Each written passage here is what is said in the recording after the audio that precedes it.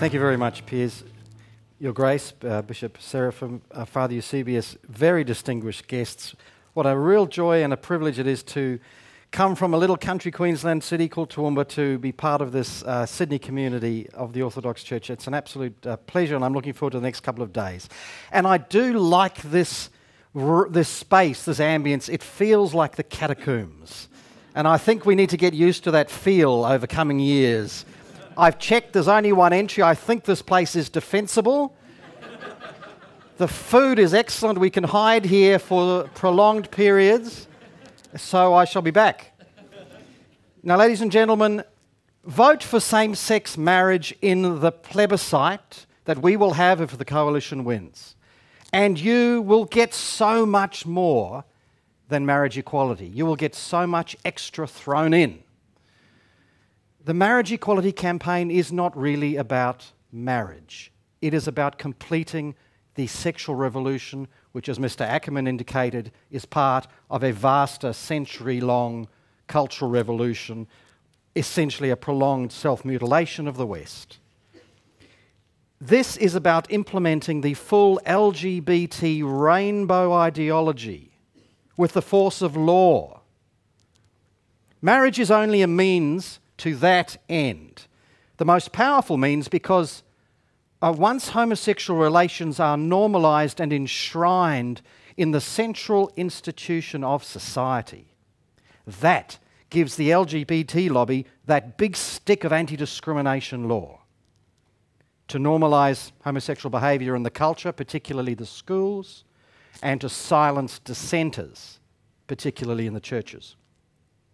That is why sexual revolutionaries like Michelangelo Signorile urge gay activists, quote, to fight for same-sex marriage and its benefits, and then, once granted, redefine the institution of marriage completely, end quote. That is why lesbian activist Masha Gessen told the Sydney Writers' Festival in 2012, fighting for gay marriage generally involves lying about what we are going to do with marriage once we get there, end quote. These are not the words of people who just want to fit in with marriage and live a quiet life.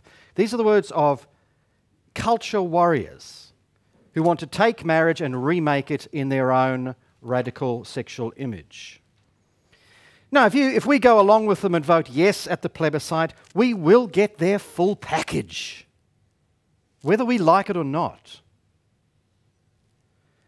And that package of genderless marriage includes genderless sex education for your child, and parents will have no say. It includes silencing religious leaders and conscientious objectors with anti-discrimination law and human rights commissions. Above all, genderless marriage means depriving future children of their birthright to the love of their mother and their father. Now that is the heart of opposition to same-sex marriage, that it means same-sex parenting, and same-sex parenting means that future children are forced to miss out on either their mum or their dad, not through tragic circumstance, but by an act of Parliament. Heather Barwick is one of the adults we've heard recently who was raised by loving lesbian parents, but she wrote last year, "A lot of us are hurting.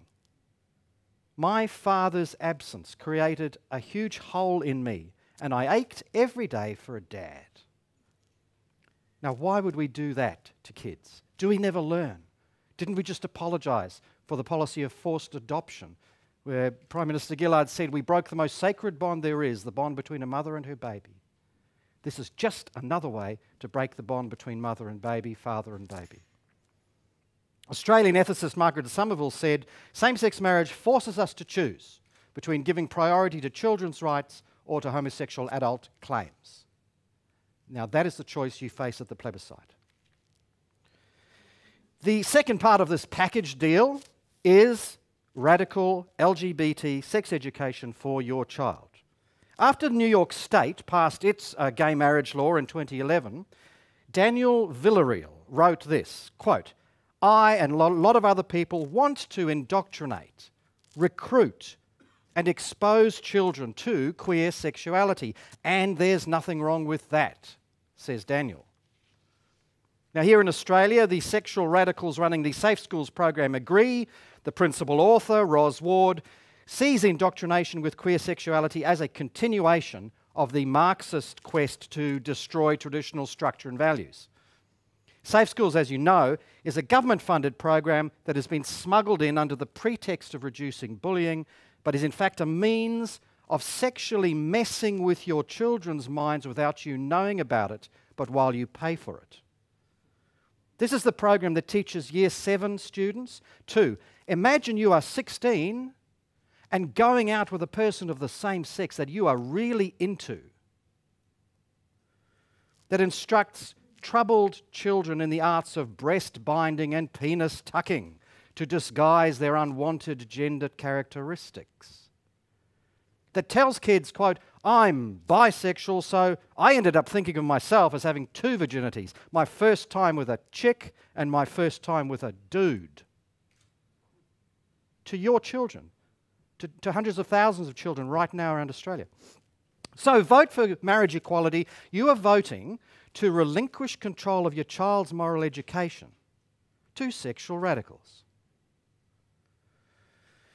Finally, vote for marriage equality, and you are voting for your bishop or priest to be dragged before the thought police for daring to teach Christian doctrine on sexuality and marriage.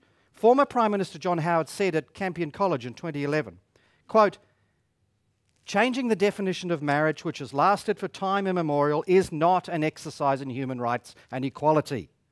It is an exercise in deauthorizing the Judeo-Christian influence in our society, and any who pretend otherwise are deluding themselves, end quote.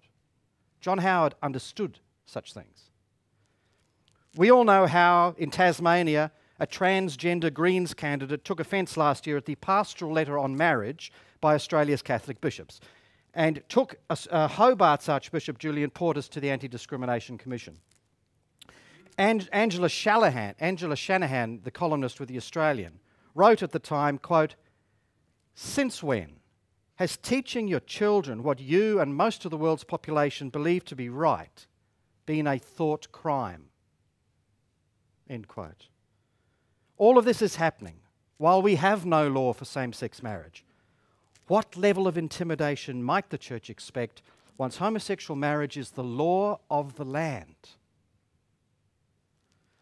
In summary, we say no to that radical rainbow package that comes with marriage equality. We say that our fellow citizens, our friends and family who are same-sex attracted, are our equals in every way. That 1% of couples in Australia who are same-sex attracted already have 100% the same legal status and benefits as any couple, de facto or married. We say they are free to live as they choose, but they are not free to choose a motherless or fatherless existence for future children. They are not free to impose radical sex education on all of our kids. They're not free to silence pastors and conscientious objectors with that big stick of anti-discrimination law. And they are not free to so radically distort the truth about marriage and family, about mother and father, and even the meaning of male and female, that future marriage and society will be unrecognisable. For the sake of our children, our faith and our freedom, we must keep marriage true to nature as a man-woman thing. Thank you.